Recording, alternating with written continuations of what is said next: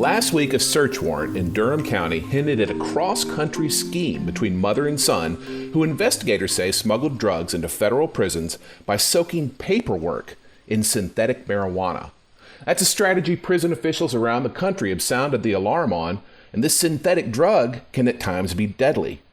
Welcome to the Daily Download. I'm Travis Fain, and today's deep dive conversation is with Sarah Krueger, who covers Durham and the surrounding area here at WRAL. Sarah, welcome. Thanks for having me, Travis. Absolutely. Now, so walk us through this. You're going through paperwork at the Durham County Courthouse. You come across this case. Take it from there. Yeah, so I like to routinely go into the courthouse and just do a check of search warrants. If I have a few minutes in the day, I will go in there and they are all collected in a basket so I can sort through them. And there are often dozens of them, many, many pages. But this one particular day, I was going through the basket, came across this, and, my antennas immediately went up. And I thought, whoa, okay, I need to read this one with some more detail. It definitely stood out as being something that merited more attention. Yeah, so the woman is in Durham County. Is her son in California in prison? And what was she sending and where and how? Yeah, so my understanding, so information on this has been a little harder to come by than I would like because it appears that the Federal Bureau of Prisons is the primary investigating agency on this, and it's an investigator out of California. So I don't, unfortunately, have great sources there, inroads to get more information. But my understanding from reading the warrant, it lays all of this out. So it's a man who is a prisoner in Victorville, California, in a federal penitentiary.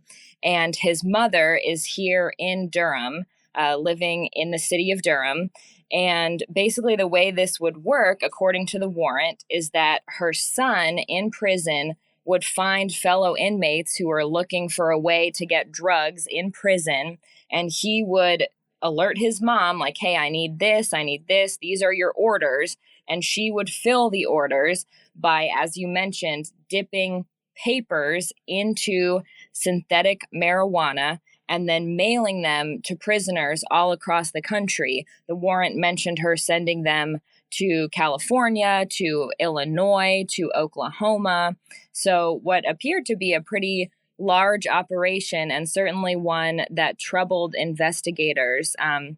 One of the things this warrant mentioned is that this prison in California was experiencing an influx of mail and fake legal documents. And that is one of the things about this case. Apparently, the mom, she would disguise some of these drugs as being legal mail, like as from attorneys. And there was one attorney in particular in Durham that was even mentioned in the warrant whose name was falsely used. And that attorney was then contacted by investigators. And he said, whoa, no, I obviously did not send that. So a lot of layers to this case. Wow. And in the end, she has not been charged, correct? Because the son basically is taking the fall for this. He admitted to it. Exactly. Yeah. She has not been charged, according to the warrant. It said that the son admitted to conspiring with his mom.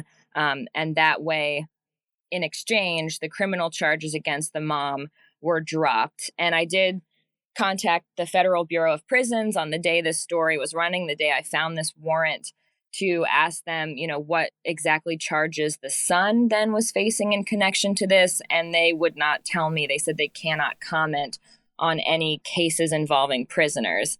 So, but yeah, the mom, no charges against her. And this drug, as I understand it, was synthetic marijuana. Sometimes on the street it's called spice or K2, which doesn't sound as serious as some drugs we can think of. But apparently one of the issues, this thing can be deadly. We reported, I believe, on an inmate at Johnson County Correctional dying in 2021 after smoking K2. It's cheap. It's, again, synthetic, so we don't always know what's in it. These drug makers, they'll try to change up the formula to try to get around state laws, because if you write a law against something, you have to say what it is. So they're constantly changing. At times, authorities have seen rat poison mixed in because apparently that's an effort to make it more potent. In your reporting, I mean, how dangerous is this drug? What did authorities tell you? What did your research tell you? I mean, is it common? Yeah, so it's definitely common and increasing in prevalence, particularly in prisons. And one of the things that the warrant mentioned is that this drug, they called it K2 spice, has been really endangering the safety of inmates. There have been multiple ODs just at this one California facility, and multiple prisoners needing hospitalization. And then beyond that, the warrant went on to talk about how this is a danger to the prison staff because these drugs will cause fights, fights over drugs, or, who knows, I want more, or whatever the premise may be, but then leading to these safety dangers for staff as well. So really wreaking havoc from the inside on these prisons. Yeah, and there's some prisons that will tell you, because they're going to open prisoner mail to make sure there's no plot to escape, for example, in the mail. That's pretty standard practice. And getting the residue of various drugs, because Suboxone, fentanyl, in addition to K2, are types of drugs that authorities will tell you can be soaked into paper. In fact, last year, North Carolina stopped allowing people to send prisoners mail directly. So now, instead, if you want to write someone in a prison, you got to send it to Maryland. A company called Text Behind scans it in. They send a digital copy to the prison. The prison prints it out on their own paper and gives a copy to the prisoner. So that two things there. One, that's to avoid exactly what we're talking about. But two, advocates and prisoners themselves will tell you, one, the more common way for drugs to get in through a prison is unscrupulous guards. We don't pay prison guards, correctional officers real well in North Carolina. And then two, like, mail can be a lifeline. So this means no Christmas cards other than a photocopy, no kid pictures. If your kid sends you a drawing, it's a photocopy. But they say that when they first tried this in North Carolina at the women's prison, substance abuse infractions dropped like 50%. But in this case, Sarah, the alleged conspirator had a way to get around rules like that, where you can't necessarily send across the country mail direct to a prison. Tell us a little bit about that. Yeah, so I think, this case sort of foresaw that, the people in this case, and that is why it appears the mom would address some of this mail as if it were from an attorney, as if it were legal documents, because, there are fewer safeguards on things like that. And it's perhaps easier then to get those through without much vetting to a prisoner. And the warrant talked about, the way they were finally able to inspect one of these letters and get in there and open it up and see what it was they were, really, they knew what they were looking for at this point. So that made it easier, but they found inconsistencies and things like the font, and that enabled them to then go ahead and open it up and say, okay, this is not legal documents. It's parading as a legal document, but it is not. And in fact, it was laced with drugs. Yeah, this is a pretty wild story. We're going to take a break right here. When we come back, we're going to talk a little bit about the journalism behind this little story.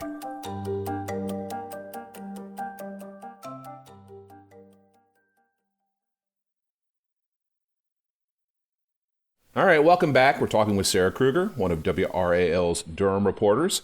Came across an alleged plot last week to smuggle drugs into a California prison and other federal prisons by soaking documents in synthetic drugs. It sounds incredible, but that's what investigators say happened. And Sarah, you learned about it from just going through warrants, just going to the courthouse, just a stack of paperwork, reading through it. How routine is that for you? How many warrants, police reports, court records are you looking through in a given, say, week or month? Oh gosh, so many.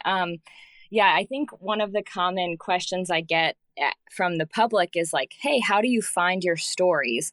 And that's a great question. I think there's often a misconception that, we operate off of getting information directly from authorities handed to us in the form of a, nice press release with a bow. But that is so seldom the case. And I think, one of the most exciting parts for me, and I think one of the most important parts about being a reporter, is finding your stories. And they are not always easy to find. It takes a lot of legwork. So whenever I do have time, one of the tools in my toolkit, so to speak, is to go to the courthouse where search warrants are generally public record. At times they can be sealed, and then, it may be weeks, months, or years before we can see them. But in Durham, they have a practice of putting the search warrants into a bin up at the front of the clerk's office, knowing that I like to come in and grab that and sort through it. And whenever I have a few minutes in the day, I like to go do that.